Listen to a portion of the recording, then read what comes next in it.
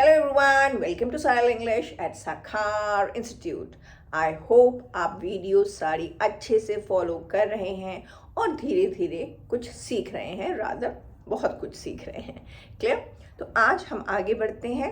हमने अपनी पिछले वाली वीडियो में क्या किया था? हमने किया था कि हम थर्ड पर्सन के साथ जब भी हम सिंपल प्रेजेंट टेंस में बात करते हैं तो वर्ब में हम एस लगाते हैं। लाइक मेरी मम्मी स्कूल में पढ़ाती हैं। My mother teaches in a school. मैं स्कूल में पढ़ाती हूँ। I teach in a school. तुम स्कूल में पढ़ाते हो। You teach in a school. मैं स्कूल में नहीं पढ़ाती हूँ। आई do not teach in a school. तुम स्कूल में नहीं पढ़ाते हो। You do not teach in a school. मेरी मम्मी स्कूल में नहीं पढ़ाती हैं। My mother do not wrong my mother does not teach in a school. So third person में जब हम पॉजिटिव बातें करते हैं, पॉजिटिव मतलब कि ऐसा होता है, क्लियर, और नेगेटिव मतलब ऐसा नहीं होता है, क्लियर।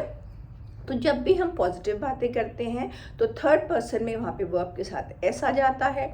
जब भी हम नेगेटिव बात करते हैं तो वर्ब में तो एस नहीं आता, लेकिन डू नॉट की जगह हमारा डज नॉट हो जाता है। यानी कि सेंटेंस में एस एक ही बार आएगा, या तो वर्ब के साथ आएगा, नहीं तो आपका डस में आ जाएगा। क्लियर? तो आज हम आगे बढ़ते हैं। आज हम स्टार्ट करेंगे आपका एक सपोज एक नॉर्मल टॉक चल रही है। मैं अपनी और अपने दोस्तों की बात कर रही हूँ। उसमें आप ध्यान से सुनिए कि मैं कैसे सेंटेंसेस बोल रही हूँ। क्लियर? और क्योंकि ये मैं अपने दोस्तों और अपने बारे में बात करी तो हमारे सेंटेंसेस इसमें मोस्टली सिंपल प्रेजेंट टेंस के होंगे। Clear? I study in a college. I go to college by metro. I go with my friends. But my friend Vikas comes by bike. Vikas third person है तो वहाँ पे कम नहीं आएगा। विकास comes by bike. He does not come by metro. वो metro से नहीं आता है। He does not come by metro. Vikas lives close to my house. I go to his house every Sunday.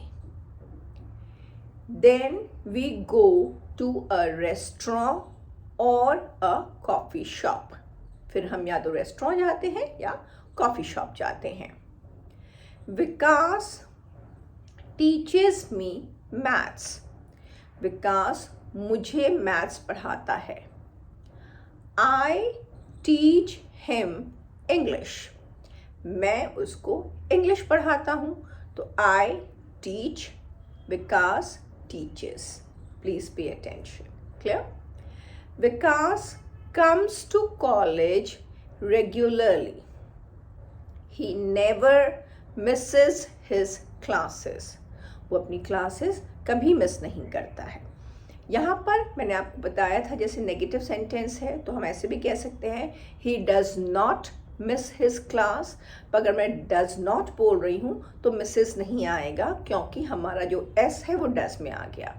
लेकिन नेगेटिव सेंटेंसेस में हम हमेशा does not नहीं यूज़ करते हैं। जैसे स्पेशली जब हमें बात करनी है कि ऐसा कभी नहीं होता तो वहाँ पर हम डज नॉट की जगह नेवर यूज़ कर देते हैं।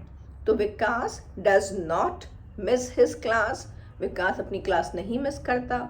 लेकिन अगर मुझे कहना है विकास अपनी क्लास कभी मिस नहीं करता तो Vikas never misses his classes. Clear? तो वहां पे फिर नेवर आएगा तो ये डज नहीं आ रहा है तो एस आपका वर्ब में रहेगा। Clear? He never eats non veg. वो नॉन वेज कभी नहीं खाता है। Clear? He never watches action movies. वो एक्शन मूवीज कभी नहीं देखता है। तो कभी नहीं के लिए जब हमको बोलना है तो वहां पर हम यूज करेंगे never. Fine. I hope you have understood a little about first person and third person। जब हम first person में या third person में या second person में बात कर रहे हैं तो हम कैसे verb में चेंजेस ला रहे हैं। मैं इस टॉपिक पे बहुत ज़्यादा स्ट्रेस इसलिए कर रही हूँ क्योंकि जैसे मैंने आपको पहले बताया, एक तो ये सबसे ज़्यादा बोले जाने वाला टेंस है। दूसरा, इसका ये जो रूल है वर्ब में एस लगना थर्ड पर्सन में, बाकियों में एस नहीं लगना, it's a very very very important rule. Clear? तो इसलिए आप ज़्यादा से ज़्यादा प्रैक्टिस कर सकें, ज़्यादा से ज़्यादा आप सुनकर मेरी बात को याद रख सकें। That is why I am stressing so much on this topic. Clear? अब हम कुछ क्वेश्चंस करते हैं जिसमें हमें आपसे इस तरह के क्वेश्चंस पूछूंगी। क्या तुम पूजा करते हो? क्या तुम सुबह जल्दी उठते हो? क्या तुम्हारे पापा बैंक में काम करते हैं? क्या तुम्हारी मम्मी स्कूल में पढ़ाती हैं? क्लियर? अब ये हमारे कैसे क्वेश्चंस हैं, इसका हम कैसे जवाब देंगे? अगर मैं पूछूंगी कि क्या तुम सुबह जल्दी उठते हो, तो आप कैसे बोल सकते हैं? हाँ मैं जल्दी उठती हूँ, या नहीं मैं नहीं उठती हूँ सुबह जल्दी। तो ऐसे क्वेश्चंस का हमारा जवाब हाँ या ना में ही रहता है, क्योंकि मैं आपसे कोई टाइम नहीं पूछ रही हूँ। मैं ये नहीं पूछ रही हूँ आप कितने बजे उठते हो। मैं ये नहीं पूछ रही हूँ कि आपकी मम्मी कौन से स्कूल में पढ़ाती हैं, तो आपको नाम देने की ज़रूरत नहीं है। आपको सिर्फ हाँ या ना में ऐसे क्वेश्चंस को बताने की ज़रूरत है। तो जब भी हमारे क्वेश्चंस यस या नो वाले होते हैं, जब उनके आंसर या तो हाँ या ना में होते हैं, तो उस तरह के क्वेश्चंस जो होते हैं प्रेजेंट टेंस में, वो या तो डू से शुरू होंगे। फाइन। अगर थर्ड पर्सन सिंगुलर की बात हो रही है, लाइक राम की, मोहन की, फादर की, ब्रदर की, टीचर की, पड़ोसी की, तो वहाँ पर आप डज से क्वेश्चन शुरू करेंगे, व्हाट से क्वेश्चन नहीं शुरू करेंगे। ये एक बहुत ही ज़्यादा कॉमन कन्फ्यूजन है सबके अंदर कि उनको लगता है हाँ व्हाट्स का मतलब क्या होता है। तो वो जैसे होता है ना कि क्या आप सुबह जल्दी उठते हो, तो वैसे बोल देते हैं what you wake up early in the morning. No, direct translation आप नहीं करेंगे। इसीलिए मैं बोल रही हूँ कि हाँ या ना वाले जो प्रश्न होते हैं, जिनका उत्तर हाँ या ना में है, ऐसे क्वेश्चंस आपके प्रेजेंट टेंस में डू से शुरू होंगे या फिर डज से शुरू होंगे। हम थोड़े बहुत क्वेश्चंस यहाँ पे प्रैक्टिस करते हैं। मैं साथ साथ उसका यस और नो दोनों में आपको आंसर दूंगी। Do you believe in God? क्या आप ईश्वर पर विश्वास करते हैं? Yes, I believe in God. हाँ मैं विश्वास करती हूँ ईश्वर पर। No, I do not believe in God. मैं ईश्वर पर विश्वास नहीं करती हूँ। तो जब आप बोलते हैं हाँ मैं ऐसा करती हूँ, तो आई बिलीव, आप देखते हैं डू यू बिलीव, तो आंसर में जाएगा यस आई बिलीव। मैं नहीं करती हूँ विश्वास, तो नेगेटिव सेंटेंस हो गया वो, आई do not believe. Clear? Do you live near the market? Yes, I live near the market. मैं मार्केट के पास रहती हूँ। near मतलब पास। No, I do not live near the market. मैं मार्केट के पास नहीं रहती हूँ। इसमें मैं जो आंसर में शुरू में yes या no बोल रही हूँ, ये ज़रूरी नहीं है कि आप ऐसे ही बोलें। क्लियर? आप खाली ऐसे बोल सकते हैं do you live near the market? I live near the market. मैं मार्केट के पास रहती हूँ। मैं मार्केट के पास नहीं रहती हूँ। आई do not live near the market. लेकिन क्या होता है कि जब हम ऐसे क्वेश्चन पूछते हैं ना, भाई तुम मार्केट के पास रहते हो? हाँ हाँ मैं मार्केट के पास रहती हूँ। क्या तुम मार्केट के पास रहते हो? अरे नहीं मैं मार्केट के पास नहीं रहती। तो जैसे हम शुरू में हाँ या ना कहते हैं, उसलिए हम ये येस या नो लगा रहे हैं। Otherwise you can even skip, आप इसको छोड़ भी सकते हैं। Clear? Do you go for tuitions every day? Yes, I go for tuitions every day. मैं ट्यूशंस के लिए रोज जाता हूँ। No, I do not go for tuitions every day. मैं रोज ट्यूशंस के लिए नहीं जाता हूँ। Clear? Do you help your mother in the kitchen? अब बात you की हो रही है, your mother की नहीं हो रही है, इसलिए कोई confusion नहीं होना चाहिए। Do you help your mother in the kitchen? क्या आप अपनी मम्मी की किचन में हेल्प करते हैं? Yes, I help my mother in the kitchen. No, I do not help my mother in the kitchen. नहीं, मैं मम्मी की हेल्प नहीं करती हूँ किचन में. Clear?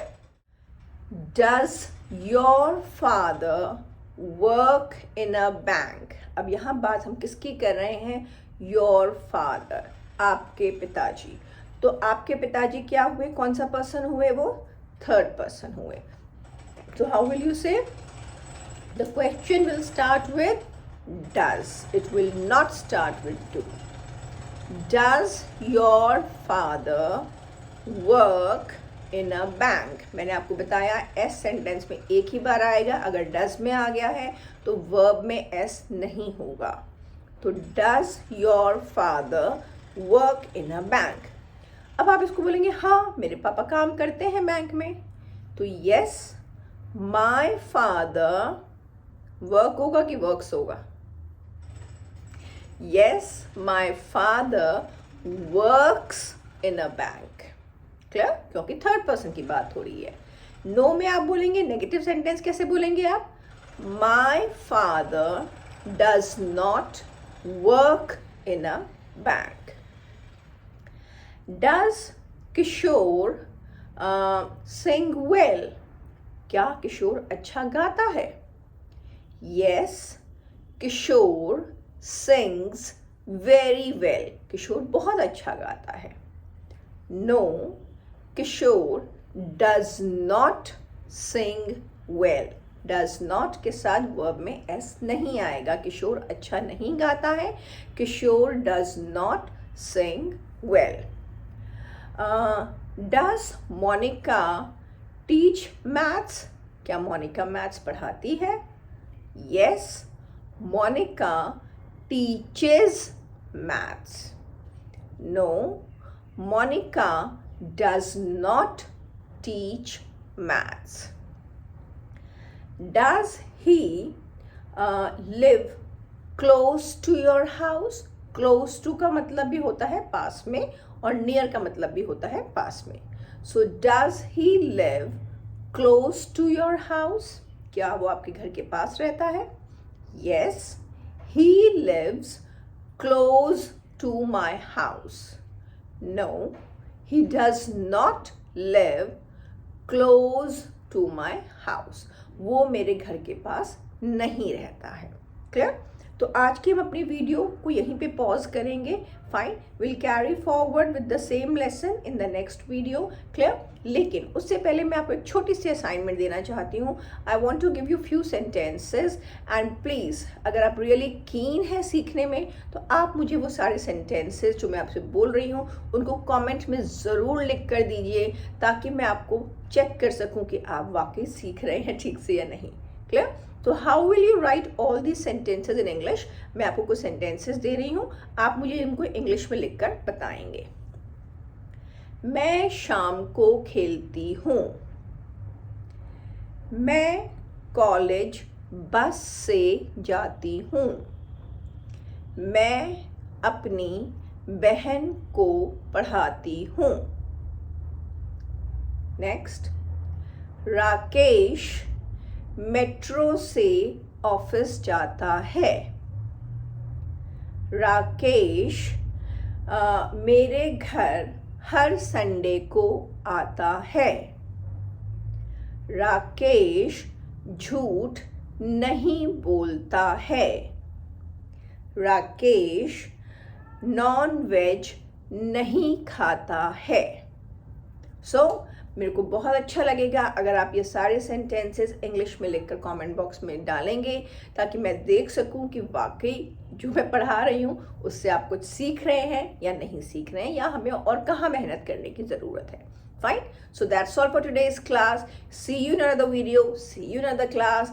Keep learning, keep going through my videos again and again. मेरी पुरानी videos पे प्लीज़ जाते रहिए क्योंकि बिगिनर्स इंग्लिश जो मैं करा रही हूँ सेशन, ये मैं बहुत ही ज़्यादा बारीकी से करा रही हूँ ताकि एक एक पॉइंट आप लोगों का क्लियर होता जाए. इसलिए बहुत ज़रूरी है कि आप प्रीवियस वीडियोस भी बार बार देखते रहें ताकि एक कनेक्टिविटी हमारी बनी रहे. Fine, so that's all for today's class. See you in another class and Don't forget to like, share and subscribe. Bye bye.